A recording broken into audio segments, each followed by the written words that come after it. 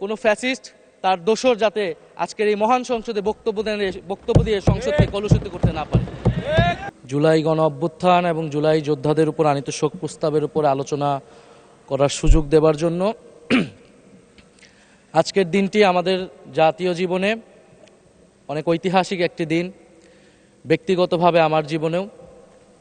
2024 সালের 5ই আগস্ট তথা 36শে জুলাই শাহবাগ থেকে ছাত্র জনতার মিছিল নিয়ে আমি এবং আমার সহযোদ্ধারা এই জাতীয় সংসদের প্রাঙ্গণে আমরা এসেছিলাম। ছাত্র জনতাকে সাথে নিয়ে ফ্যাসিস্ট মুক্ত করেছিলাম এই মহান জাতীয় সংসদকে। সেই দিন আমাদের ভূমিকা ছিল বৈপ্লবিক। আজকে একটা ভিন্ন প্রেক্ষাপটে গণতান্ত্রিকভাবে নির্বাচিত হয়ে আজকের এই মহান জাতীয় সংসদে কথা বলতে পারছি, সেজন্য মহান আল্লাহ তাআলার কাছে এবং জুলাই গণ অভ্যুত্থানের সকল শহীদদের কাছে কৃতজ্ঞতা প্রকাশ করছি। চিজি আইসক্রিমের সাথে ভেলভেটি কেকের মিশ্রণে পোলার রেড ভেলভেট আইসক্রিম, মন ভালো থাক। মাননীয় স্পিকার, হাজারো শহীদের রক্ত মানানো আর অসংখ্য আহত পঙ্গু দেশপ্রেমিকের সর্বস্ব ত্যাগ করা মহান গণ অভ্যুত্থানের ফসল এই সংসদের অভিভাবক হিসেবে নির্বাচিত হয়ে আপনাকে অভিনন্দন জানাচ্ছি।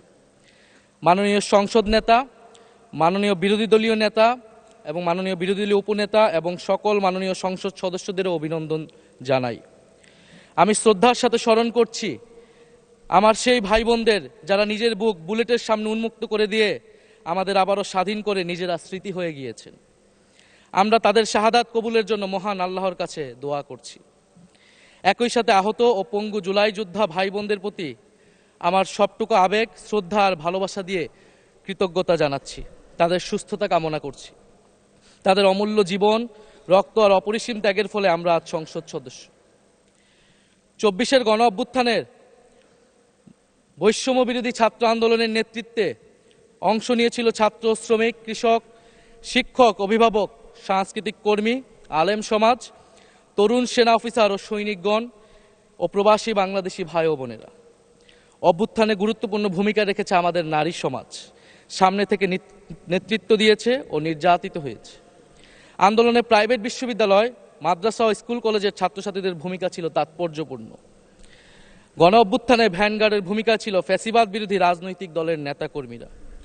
স্মরণ করছি ছাত্রদল, ছাত্র শিবির, ছাত্র শক্তি, ছাত্র অধিকার পরিষদ এবং বিভিন্ন ইসলামপন্থী ও বামপন্থী ছাত্রকর্মীদের যারা সাহসিকতার সাথে লড়াই করেছিল বৈষম্য বিরোধী ছাত্র আন্দোলনে। মাননীয় স্পিকার, 24 মানে কেবল 24 না, এর পিছনে রয়েছে বিশাল প্রেক্ষাপট। চিজি আইসক্রিমের সাথে ভেলভেটি কেকের মিশ্রণে পোলার রেড ভেলভেট আইসক্রিম, মন ভালো থাক। আমি স্মরণ করছি 47-এর আজাদির লড়াই, 71-এর মহান মুক্তিযুদ্ধ এবং 24-এর ছাত্র জনতার গণ অভ্যুত্থান এবং সকল জাতীয় শহীদকে।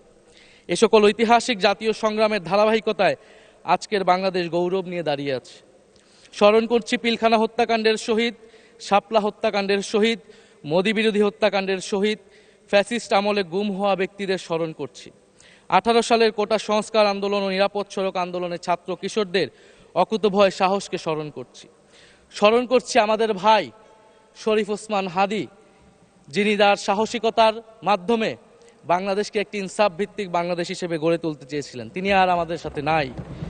আমরা ওসমান হাদি ভাইকে স্মরণ করছি। শহীদ আবরার ফাহাদ ও শহীদ ফেলানী খাতুনকে স্মরণ করছি, যারা ভারতীয় আধিপত্যবাদের বিরুদ্ধে লড়াই করে বাংলাদেশকে আজকের এই জায়গায় নিয়ে এসেছে। 24-এর ছাত্র জনতার গণ অভ্যুত্থানে মাঠের নেতৃত্বের একেবারে সামনে থাকার কারণে আজকের দিনটি আমার জন্য একই সাথে আবেগের, কষ্টের ও আনন্দের। আমাদের সংগ্রামের সাথী শহীদ আবু সাইদ, শহীদ মুগ্ধ, শহীদ ওয়াসিব, 4 বছরের শিশু আহাদ, 6 বছরের শিশু রিয়া গোপসহ প্রায় 150 শিশু শহীদ। মাননীয় স্পিকার, পুলিশের এপিসি থেকে ফেলে দেওয়া শহীদ ইয়ামিন, সাভারের আশুলিয়ায় ভ্যানের উপরে জীবন্ত অবস্থায় আগুনে পুড়িয়ে মারা কিশোর শহীদ সজল সহ অগণিত মানুষের স্মৃতি আমাকে প্রচণ্ডভাবে নাড়া দিচ্ছে। মাননীয় স্পিকার, আপনি মাননীয় সংসদ নেতা, বিরোধী দলীয় নেতা সহ সংসদের সকল সদস্য এবং আপনার মাধ্যমে দেশবাসীর উদ্দেশ্যে আরও স্মরণ করিয়ে দিতে চাই মাকে উদ্দেশ্য করে লেখা চিঠি 10ম শ্রেণীর ছাত্র শহীদ আনাসের, যিনি বলেছিলেন, একটি প্রতিবন্ধী কিশোর, 7 বছরের বাচ্চা ল্যাংড়া মানুষ যদি সংগ্রামে নামতে পারে তাহলে আমি কেন বসে থাকবো ঘরে। চিজি আইসক্রিমের সাথে ভেলভেটি কেকের মিশ্রণে পোলার রেড ভেলভেট আইসক্রিম। মন ভালো থাক। একদিন তো মরতেই হবে, তাই মৃত্যুর ভয় করে স্বার্থপরের মতো ঘরে বসে না থেকে সংগ্রামে নেমে গুলি খেয়ে বীরের মতো মৃত্যু অধিক শ্রেষ্ঠ। যে অন্যের জন্য নিজের জীবন বিলিয়ে দেয় সেই প্রকৃত মানুষ। আমি যদি বেঁচে না ফিরি তবে কষ্ট পেও না, গর্বিত হয়েও জীবনের প্রতিটি ভুলের জন্য ক্ষমা চাই।